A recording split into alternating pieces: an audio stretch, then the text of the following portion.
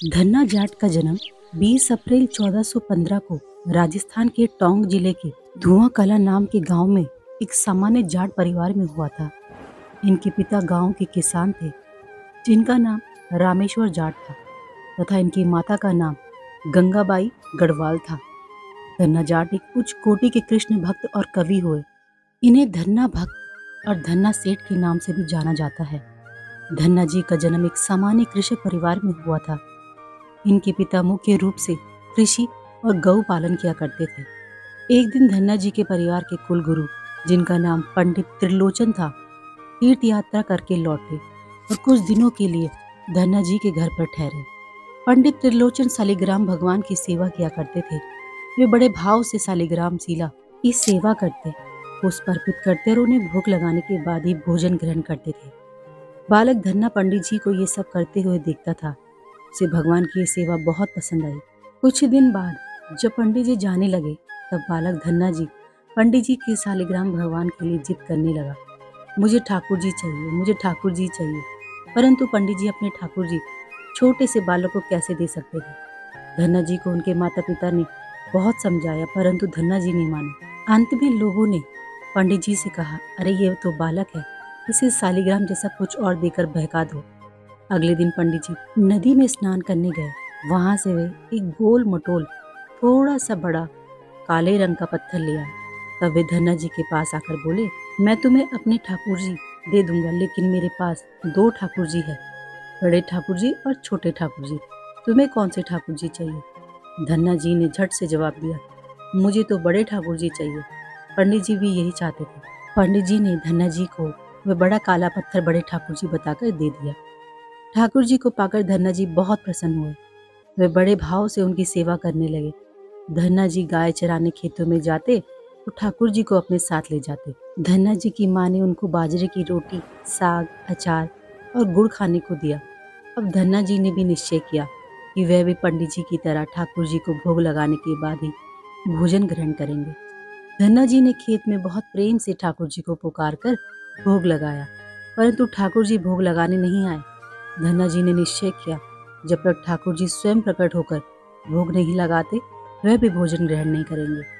जब ठाकुर जी ने धन्ना जी की रोटी का भोग नहीं लगाया, तो धन्ना जी ने शाम को वह रोटी गाय को खिला दी। 3 दिनों तक ऐसा ही चलता रहा।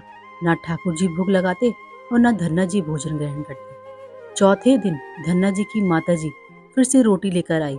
अब धन्ना जी खेतों में जोर जोर से रोने लगे और ठाकुर जी से गुहार लगाने लगे। वे बोले, आप तो बड़े ठाकुर जी हैं, आपको तो लोग रोज ही 56 भोग जमाते होंगे, परंतु मैं बालक 3 दिन से भूखा और परेशान हूँ। आपको मुझ पर दया नहीं आती क्या?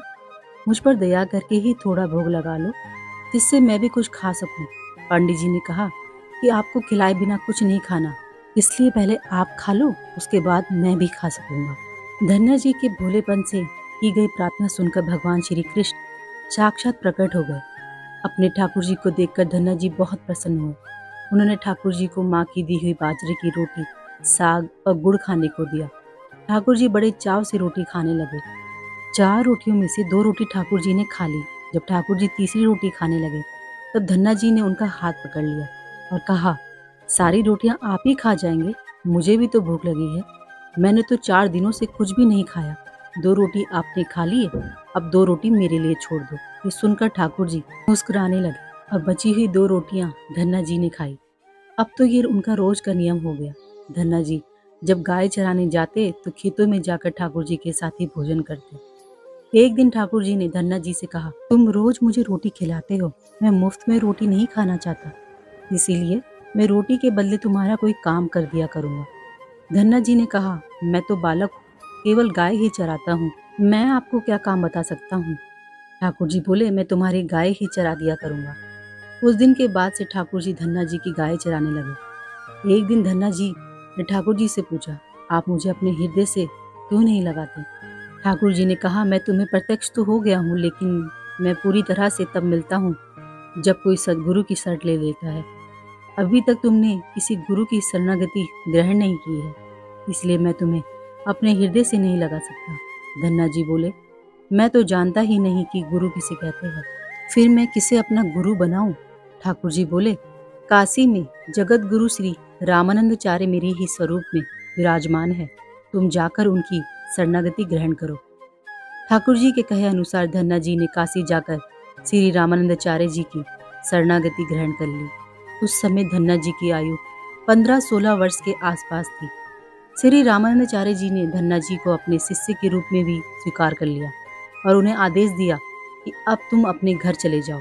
धन्ना जी बोले, गुरुजी, अब मैं घर नहीं जाना चाहता। आप मुझे घर जाने का आदेश क्यों दे रहे हैं? गुरुजी बोले, अगर तुम यहाँ रहकर भजन करोगे तो केवल तुम्हारा ही कल्याण होगा, लेकिन अगर तुम अपने घर जाकर खेती किसानी करते हुए अपने माता पिता की सेवा करते हुए भजन करोगे तो तुम्हारे साथ कई जीवों का उद्धार हो जाएगा। गुरुजी के आदेश पर धन्ना जी घर लौट आए। इसके बाद जैसे ही धन्ना जी घर पहुंचे, ठाकुर जी ने उन्हें अपने हृदय से लगा लिया। इसके बाद धन्ना जी खूब मन लगाकर संत सेवा करने लगे। जब भी उनके गांव में कोई साधु संत आते तो धन्ना जी उन्हें अपने घर ले आते और बड़े प्रेम से उनकी सेवा करते और उन्हें भोजन खिलाते। संतों की सेवा करने के कारण अब उनके घर दूर दूर से साधु संत पधारने लगे। धन्ना जी उन सभी का बड़े प्रेम से सत्कार करते और उन सभी को भोजन कराते। एक दिन धन्ना जी के पिताजी ने उनसे कहा, देखो भाई, हम लोग गृहस्थ लोग हैं, यदि महीने में एक आध बार कोई साधु आए तो हम उनकी सेवा भी कर सकते हैं और उन्हें भोजन भी करा सकते हैं, लेकिन तुम्हारी इन साधुओं से ऐसी दोस्ती हो गई है कि हर दूसरे दिन कोई न कोई साधु चला आता है और अपने साथ एक दो को और भी ले आता है। ये ठीक नहीं है। हम अपनी खेती बाड़ी का काम करें या इन साधुओं की सेवा करें। तुम तो अभी बालक हो, कुछ कमाते नहीं, तुम्हारा पालन पोषण भी हम करते हैं और ऊपर से तुम इन साधुओं को बुला लाते। इस प्रकार इन निठल्ले साधुओं की सेवा करना ठीक नहीं।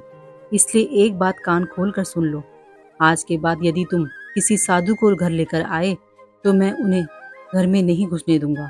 यदि तुम्हें साधु सेवा करनी है तो पहले कुछ कमाई करो, फिर अपनी कमाई से साधु सेवा करना।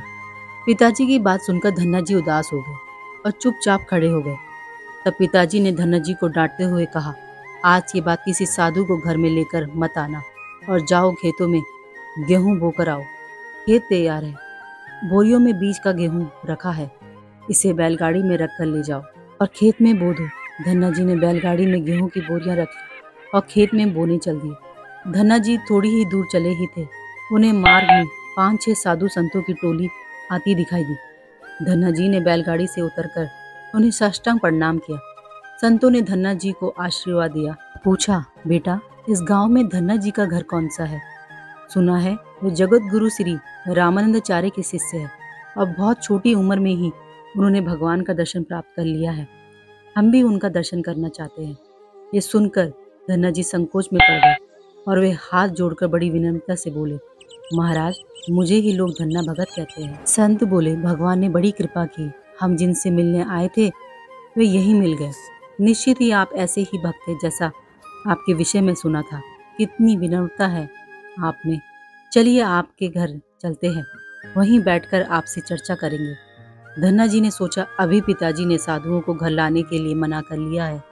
यदि मैं खेतों में बीज बोने के बजाय इन साधु संतों को घर ले गया तो पिताजी आसमान सिर पर उठा लेंगे और इन साधुओं को भी भगा देंगे।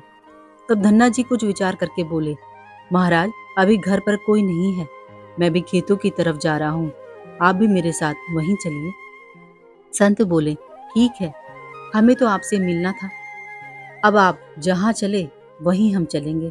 फिर धन्ना जी उन सभी को अपने खेत ले गए। खेत में एक पेड़ के नीचे बने चबूतरे पर साधुओं को बैठाकर बोले, महाराज, आप यहीं पर कुछ देर विश्राम कीजिए, तब तक मैं आपके भोजन की व्यवस्था करता हूँ। ये कहकर धन्ना जी वहाँ से बैलगाड़ी लेकर चले गए। बैलगाड़ी लेकर धन्ना जी सीधे बनिए की दुकान पर पहुँचे। वहाँ पर उन्होंने बैलगाड़ी में बीज वाला गेहूँ जो खेत में बोने के लिए रखा था उसे बनिए को बेच दिया और उससे दाल बाटी और चूरमा बनाने का सारा सामान खरीद लिया। सामान लेकर धन्ना जी खेत पहुँचे। वहाँ पर उन्होंने संतों के साथ मिलकर बहुत बढ़िया दाल बाटी चूरमे का प्रसाद बनाया। भगवान को प्रसाद का भोग लगाने के बाद बड़े प्रेम से उन्होंने सभी संतों को भोजन कराया। इसी बीच भगवत चर्चा भी होती रही। संतों को भोजन करवाने के बाद बड़े प्रेम से उन्हें विदा भी कर दिया। संतों के जाने के बाद धन्ना जी सोचने लगे कि बीज वाले गेहूं को तो बेचकर संतों को भोजन करा दिया, अब खेत में क्या बोया जाए। अगर पिताजी से फिर बीज मांगने गया तो पिताजी बहुत नाराज होंगे। ये सोचकर धन्ना जी ने बोरियों में रेत भर ली और आसपास के लोगों को दिखाने के लिए उस रेत को ही खेतों में बोने लगे। धन्ना जी ने कृष्ण कृष्ण का नाम लेते हुए शाम तक बोरियों की सारी रेत खेत में छिड़क दी। आसपास के खेत वाले देख रहे थे कि धन्ना जी खेतों में गेहूं बो रहे हैं, परंतु वे तो खेतों में रेत बो रहे थे। खेत बोने के बाद धन्ना जी बड़े प्रसन्न मन से घर की ओर चल दिए। तो सोचने लगे कि खेतों में कुछ उगना नहीं है तो देखभाल भी नहीं करनी पड़ेगी। घर पर पिताजी ने पूछा, खेत बो आए? धन्ना जी बोले, जी पिताजी, बो आया। कुछ दिन बाद धन्ना जी के पिताजी और गांव के कुछ बड़े बूढ़े लोग धन्ना जी के पास आए और बोले, तुमने कैसा खेत बोया? ऐसी फसल तो हमने अपने जीवन में आज तक नहीं देखी। ऐसा लगता है जैसे गेहूं का एक दाना नाप नाप कर एक समान दूरी पर बोया गया है और सारे ही दाने उग आए हैं। इतनी सुंदर फसल तो हमने आज तक नहीं देखी। ये सब तुमने कैसे किया? धन्ना जी सोचने लगे, ये सब उनको ताने मार रहे हैं। खेत में कुछ उगा ही नहीं होगा, इसलिए ऐसी बातें बोल रहे हैं। तब धन्ना जी ने स्वयं खेत पर जाकर देखा। वहां जाकर वे आश्चर्यचकित रह गए। उन्होंने देखा कि जिस खेत में उन्होंने रेत बोई थी वहां पर फसल उग गई है और ऐसी सुंदर फसल उन्होंने भी कभी नहीं देखी थी। फसल को देखकर धन्ना जी को भगवान की कृपा का एहसास हुआ और वे रोने लगे। अन्य गांव वालों ने रोने का कारण पूछा तो धन्ना जी ने रोते हुए सारी घटना कह सुनाई। धन्ना जी बोले, पिताजी, जिस दिन आपने संतों को घर लाने के लिए मना कर दिया था और खेत में बोने के लिए गेहूं दिया था, उसी दिन खेतों की तरफ जाते समय मार्ग में मुझे कुछ संत मिले। मैंने उन संतों को अपने खेत पर ठहराया और बीज वाला गेहूं बनिए को बेचकर संतों को भोजन करवा दिया। इसके बाद मैंने खेतों में रेत बो दी। रेत बोने के बाद ये फसल कैसे उगाई मुझे मालूम नहीं। धन्ना जी की बात सुनकर उनके पिताजी के भी आंसू निकल आए। वे बोले, मेरा धन्य भाग जो मेरे घर में ऐसे पुत्र का जन्म हुआ। आज के बाद हम तुम्हें रोकेंगे नहीं। खूब साधु बुलाओ, खूब संत सेवा करो। हम तुम्हें अब कभी मना नहीं करेंगे। आज से मैं भी भगवान की भक्ति किया करूँगा, तुम्हारे साथ संतों की सेवा किया करूँगा। इसके बाद धन्ना जी और उनके परिवार वाले खूब संत सेवा करने लगे। कुछ समय बाद धन्ना जी की उगाई हुई फसल को काटने का समय आ गया। उस फसल से उतने ही आकार की खेती से 50 गुना ज्यादा गेहूं निकला। ये गेहूं इतना ज्यादा था कि उसे रखने तक की जगह नहीं बची। गांव के सभी लोग धन्ना जी की फसल देखकर आश्चर्य में थे। अब धन्ना जी और उनका परिवार अपनी क्षमता के अनुसार खूब संत सेवा और भगवान की भक्ति करने लगे। उनके घर में हमेशा साधु संतों का तांता लगा रहता। साधु संतों की बड़ी बड़ी जमातें आती। धन्ना जी सभी का बड़े प्रेम से सत्कार करते। अब धन्ना जी जब भी खेतों में फसल बोते, हर बार ऐसी ही फसल होने लगी। अब धन्ना जी अपने गांव के बड़े किसान बन गए। गांव के सभी लोग धन्ना जी को चमत्कारी संत मानने लगे और उनके खेतों की मिट्टी को भी चमत्कारी मानने लगे। जिन लोगों के खेतों में पर्याप्त फसल नहीं होती थी, वे लोग धन्ना जी के खेतों की मिट्टी ले जाकर अपने खेतों में छिड़क लेते। इससे उनकी फसल भी अच्छी होने लगी। चारों तरफ धन्ना जी की जय जयकार होने लगी। एक बार भगवान ने धन्ना जी की परीक्षा लेनी चाहिए। धन्ना जी के गांव में अकाल पड़ा। धन्ना जी बड़े किसान थे। उनके पास बहुत खेती थी और अन्न के भंडार भरे थे। अकाल के कारण उनके गांव और आसपास के क्षेत्रों के ब्राह्मण, संत, गरीब और जरूरतमंद लोग धन्ना जी के पास मदद की उम्मीद से आने लगे। धन्ना जी भी उन्हें दोनों हाथों से भंडार लुटाने लगे। कभी कोई जरूरतमंद उनके घर से खाली हाथ नहीं जाता। धीरे धीरे धन्ना जी का अन्न भंडार समाप्त होने लगा, परंतु धन्ना जी ने निश्चय किया, जब तक उनका सामर्थ्य है वे किसी भी जरूरतमंद को निराश नहीं करेंगे। अपना सब कुछ बेचकर भी वे लोगों की मदद करेंगे। धन्ना जी की निस्वार्थ सेवा से प्रसन्न होकर एक दिन स्वयं भगवान श्री कृष्ण संत वेश में उनसे मिलने आए। संत रूपी भगवान श्री कृष्ण ने उन्हें तुम्बा, जिसे कि कमंडल बनाया जाता है, के बीज दिए और कहा, धन्ना जी, इन बीजों को अपने खेतों में बो दो और जब इनकी फसल पक जाए तो उससे जो भी प्राप्त हो उसे लोगों की सेवा में खर्च करना। धन्ना जी ने ऐसा ही किया। संत की आज्ञा मानकर उन्होंने तुम्बा के बीज खेतों में बो दिए। गांव के लोग कहने लगे, लगता है धन्ना जी पागल हो गए हैं, ऐसे भीषण अकाल में फसल बो रहे हैं, और वो भी तुम्बा की। इस तुम्बा को तो पशु भी नहीं खाते, ये तो केवल कमंडल बनाने के काम आता है। यदि ऐसी फसल उग भी जाए तो उसका क्या फायदा। परंतु धन्ना जी ने संत के कहे अनुसार अपने खेतों में तुम्बा के बीज बो दिए। कुछ दिन बाद तुम्बा की फसल उगाई। सभी लोग आश्चर्य करने लगे कि ऐसे भीषण अकाल में बिना पानी के कोई फसल कैसे उग सकती है। कुछ ही दिनों में धन्ना जी का खेत हरा भरा हो गया। इसी बीच धन्ना जी जरूरतमंदों की सेवा करते रहे। धन्ना जी ने अपना सारा अन्न भंडार सेवा में लुटा दिया। उनके घर में जो फसलों के बीज रखे थे वह भी उन्होंने संतों के भोजन के लिए दान कर दिए। अब उनके पास अपने परिवार के गुजारे लायक भी अन्न नहीं बचा था। गांव के लोग कहने लगे, बड़ा मूर्ख है धन्ना, जो सारा अन्न लुटा दिया, अपने परिवार के लिए भी कुछ नहीं रखा, और इसने फसल भी बोई तो तुम्बा की, जिसे खा भी नहीं सकते। धन्ना जी को लोगों की बातों से कोई फर्क नहीं पड़ा। वह तो भगवान का नाम लेते रहे और लोगों की मदद करते रहे। एक दिन ऐसा आया जब धन्ना जी के खेतों में लगी फसल पक गई। उनके खेतों में तुम्बा के बड़े बड़े फल दिखाई दे रहे थे। धन्ना जी ने सोचा, अब दान करने के लिए कुछ नहीं है, अब इन तुम्बा से कमंडल बनाकर संतों को दिया जाएगा। धन्ना जी खेतों में लगे सभी तुम्बों के फल तोड़कर घर ले आए। घर आकर जैसे ही उन्होंने एक तुम्बा का कमंडल बनाने के लिए काटा, उन्होंने देखा ये तुम्बा हीरे, मोती, जवाहरात और कीमती रत्नों से भरा हुआ था। तुम्बा को कीमती रत्नों से भरा देखकर धन्ना जी आश्चर्यचकित रह गए। उनके पास तो तुम्बा की पूरी फसल थी। उन्होंने देखा सभी तुम्बा के फलों में ऐसे ही कीमती रत्न भरे हुए थे।